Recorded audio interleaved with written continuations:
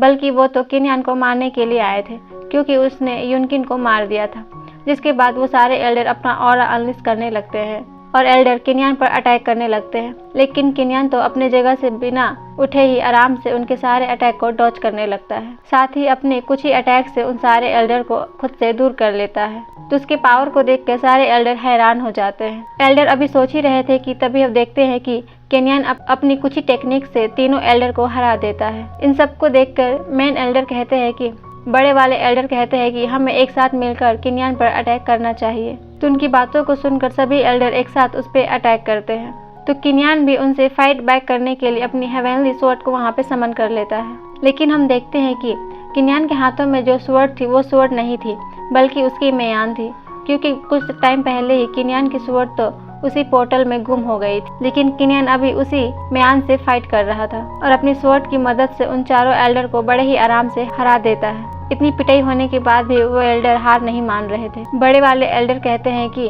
तुम ये सही नहीं कर रहे हो, इसके लिए तुम्हें पछताना होगा। तो किन्यान कहता है कि आप लोग जो इतने टाइम से युन फैमिली के चीजों का गलत इस्तेमाल कर रहे थे, क्या ये गलत नहीं था? जिसके बाद किन्यान अपने हाथों में रखी बुक से बड़े वाले एल्डर पर अटैक करता है, जिससे उनकी गर्दन वाली हड्डी टूट जाती है।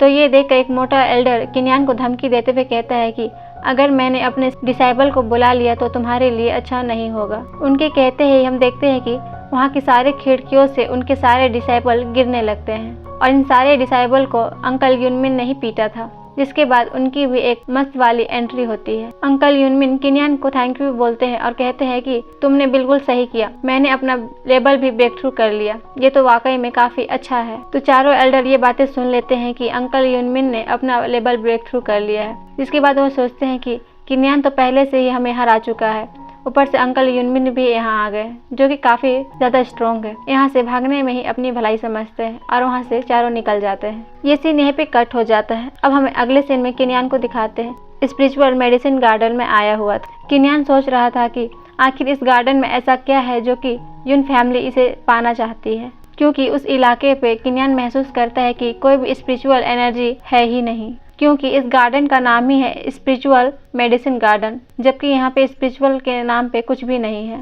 तभी किन्यान पर उसी बीस्ट ने हमला कर दिया था जिसे उसने पोर्टल से आने से पहले रोकने की कोशिश की थी। किन्यान अपने मन में सोचता है कि मुझे किसी तरह इस बीस्ट को हमेशा के लिए खत्म करना ही होगा, ये मेरे साथ मेरी युन फैमिली के लिए भी खतरा साबित हो सकता है। इसके बाद दोनों में फाइट स्टार्ट हो जाती है, जिसपे हम देखते हैं कि किन्यान बीस्ट के सारे अटैक को डॉज कर रहा था और अपनी स्पीड को बढ़ाने के लिए मंकी टेक्निक का यूज करता है। अपने स्पीड को बढ़ाने के बाद वो बड़े ही आसानी से बीस्ट पर अटैक भी कर रहा था, जिससे बीस्ट काफी ज्यादा इंजर्ड हो गया था। लेकिन हम देखते हैं कि उस बीस्ट को इससे ज्यादा फर्क नहीं पड़ रहा था, क्योंकि वो आसपास के सारे चीजों से स्पिरिचुअल एनर्जी को एब्जॉर्ब कर रहा था। और लास्ट में देखते हैं कि बीस्ट किन्यान की बॉडी से भी उसकी स्पिरिचुअल एनर्जी को एब्जॉर्ब करने लगता है। तो ये देखकर किन्यान हैरान हो जाता है और उस बीस्ट से काफी दूर होने की कोशिश करता है। लेकिन कुछ देर पहले ही उसने फाइट की थी, जिसकी वजह से वो काफी ज्यादा कमजोर हो गया था। और लास्ट में किन्यान अपनी ब्लड टेक्निक को एक्टिवेट कर लेता है, जिससे कि वो एम्परर ब्लड टेक्निक को एक्टिवेट कर सकता है, जिसमें कि वो ब्लड एम्परर की पावर को यूज कर सकता है, जिसकी वजह से किन्यान की बॉडी काफी ज्यादा स्ट्रांग हो जाती है। जिसके बाद किन्यान एक बहुत स्ट्रांग अटैक उस बीस्ट पे करता है, जिसे वो बीस्ट झेल नहीं पाता। बीस्ट हार गया था। जिसके बाद हम देखते हैं कि किन्यान के मुंह से भी ब्लड आ रहा था। किन्यान मन में सोचता है कि अगर मेरे पास ब्लड एम्परर की पावर नहीं होती तो मैं अभी तक मारा जा चुका होता। आगे किन्यान सोचता है कि मुझे आगे से अपने स्पिरिचुअल पावर को संभाल कर रखना होगा और सही टाइम आने पर ही इस्तेमाल करना होगा।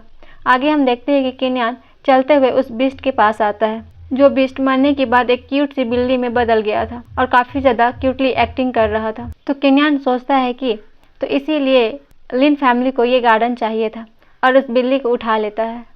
जिसके बाद किन्यान उस बिल्ली से अपना स्पिरिचुअल कॉन्ट्रैक्ट बनाने की कोशिश करता है, लेकिन बिल्ली काफी यूनिक थी, जिससे किन्यान को काफी ज्यादा दिक्कत हो रही थी। तो ये देखकर बिल्ली किन्यान पर हंसने लगती है।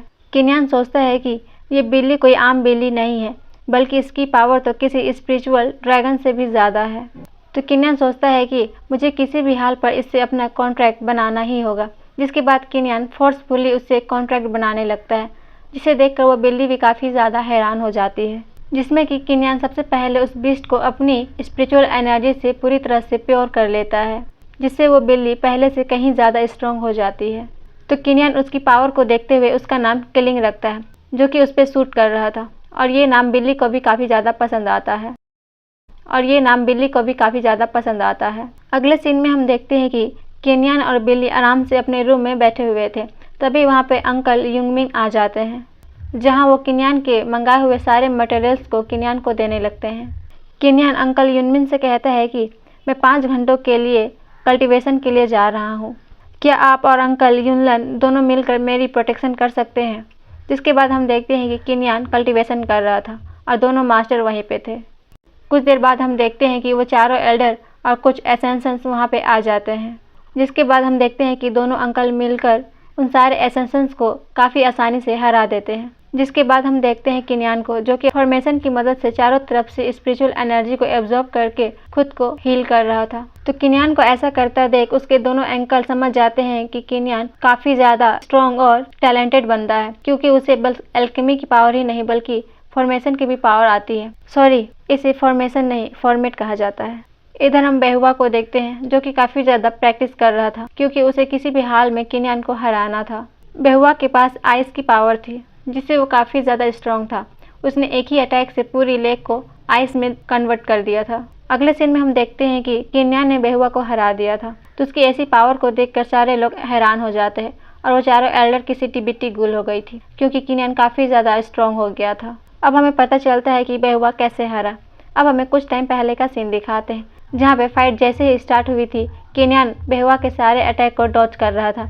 जिसके बाद किनियन ने अपने 6-7 अटैक्स में ही उसे पूरी तरह से हरा दिया था, जिससे बेहुआ इतना ज़्यादा इंजर्ड हो गया था कि वो ठीक से खड़े भी नहीं हो पा रहा था। तो किनियन बेहुआ का स्वॉर्ड लेकर उसे ज़मीन पर गाड़ देता है और उसे कहता है कि अगर तुम जिंदा रहना चाहते हो तो तुम्हें मेरे भाई से माफ़ी मांगनी होगी। लेकिन बेहुआ इसके लिए नहीं मानता। तभी हम देखते हैं कि अचानक से बेहुआ की बॉडी से एक बहुत ही ज़्यादा डार्क एनर्जी बाहर निकलने लगती है, जिसे देखकर सभी लोग हैरान हो जाते हैं और बेहुआ ट्रांसफॉर्म हो जाता है। लेकिन इन सबको देखकर किनियन बिल्कुल भी रिएक्ट नहीं करता।